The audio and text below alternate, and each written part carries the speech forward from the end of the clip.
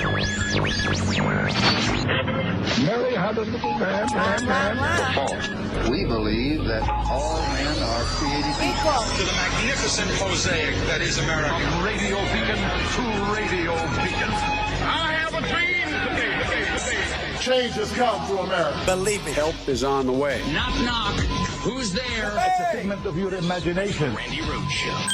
Turn up your mind.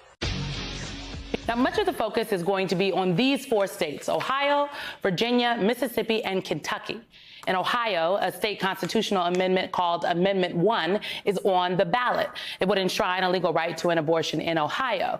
A woman's right to make decisions about her own body, well, it has been a losing issue for Republicans since the Supreme Court overturned Roe versus Wade. The Ohio amendment would be the latest test of whether or not that's still the case. In Virginia, the focus is on control of the state Senate, or frankly, the House of Delegates, too, the whole Capitol. Democrats have a slim majority, and Republican Governor Glenn Youngkin has said he wants to win back the Senate in order to pass a 15-week abortion ban he supports. Right now, Virginia is the only southern state that hasn't restricted reproductive freedoms since the fall of Roe. Then we have Kentucky. All eyes are on the governor's race. Governor Andy Beshear is one of the few Democrats leading a red state. He's being challenged by State Attorney General Daniel Cameron. Now, Democrats hope abortion rights will be a winning issue for Beshear on Tuesday. Gun safety is also top of mind. In the wake of April's mass shooting at a Louisville bank, Governor Beshear supports passing a red flag law in Kentucky. And finally, let's talk about the great state of Mississippi. Republican Governor Tate Reeves is facing off against Democrat Brandon Presley, a distant relative of Elvis Presley, might I add. Brandon Presley is running on expanding Medicaid to more than 220,000 people. But Presley also opposes abortion rights, which could test Democrats' willingness to support him. On the other hand, Governor Reeves has been plagued by a recent welfare scandal involving former NFL star Brett Favre. Who we elect in these states will impact the lives of millions of folks. So vote tomorrow, everybody.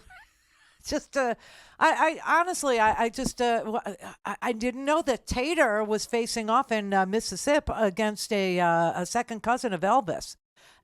We'll find out if it's fat old Elvis or if it's thin young Elvis. We'll find out real soon.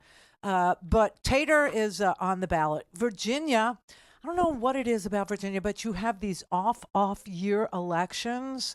And so every one of the seats in the legislature in the state of Virginia, not just the Senate, but the House of Delegates, all of it is on the ballot tomorrow. It's like off Broadway.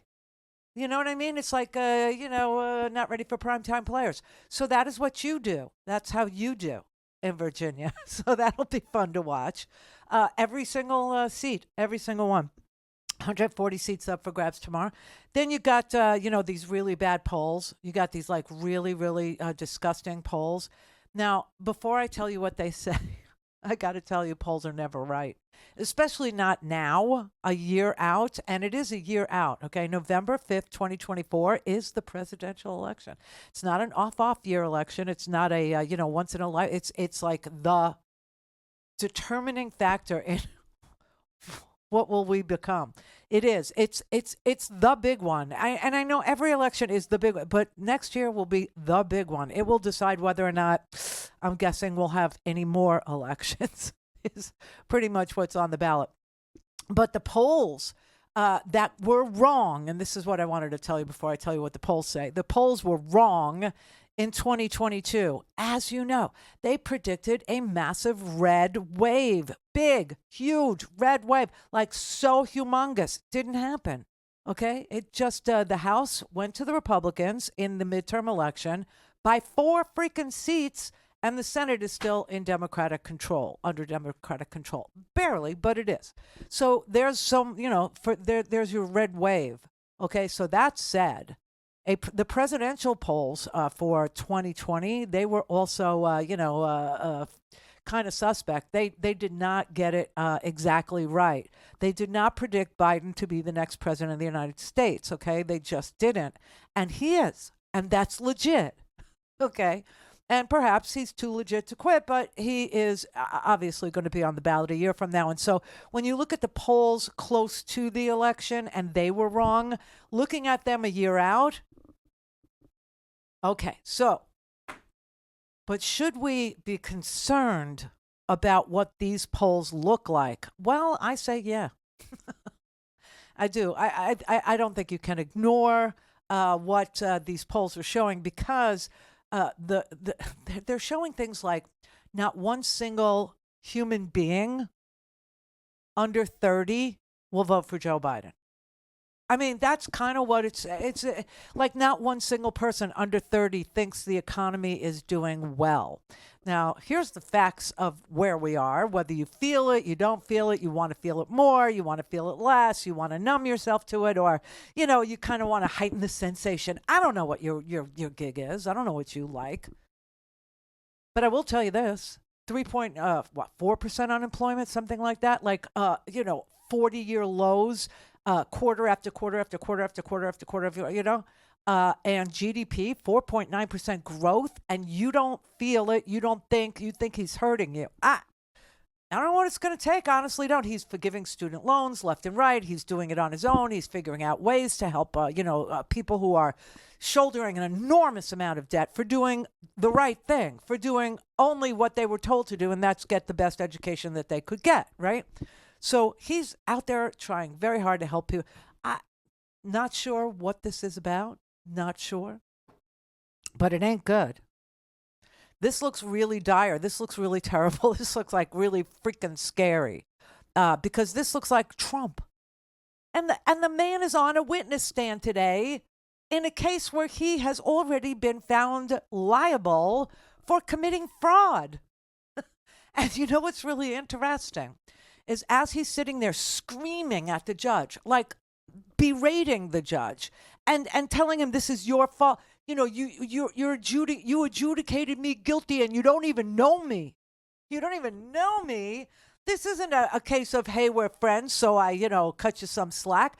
This is a documents case. This is a case about numbers. This isn't a case about calling people names or not calling people names. This isn't a case about, etiquette or friendship. This is a case about numbers on a piece of paper that, you and your organization signed off on knowing they were false. This is fraud.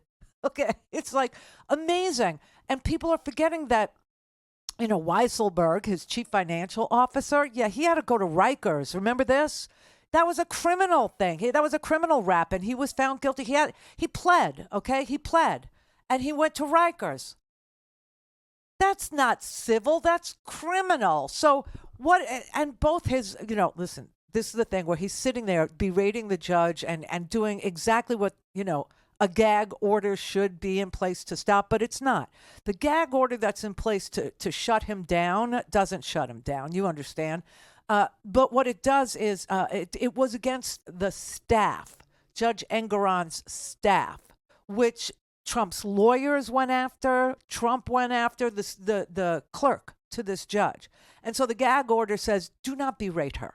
Okay? Leave her out of this, you swine, you pig, basically. Okay? So, but nothing about going after the judge. The judge did not choose to protect himself from Trump's, hurling of negativity and adjectives that are, negative.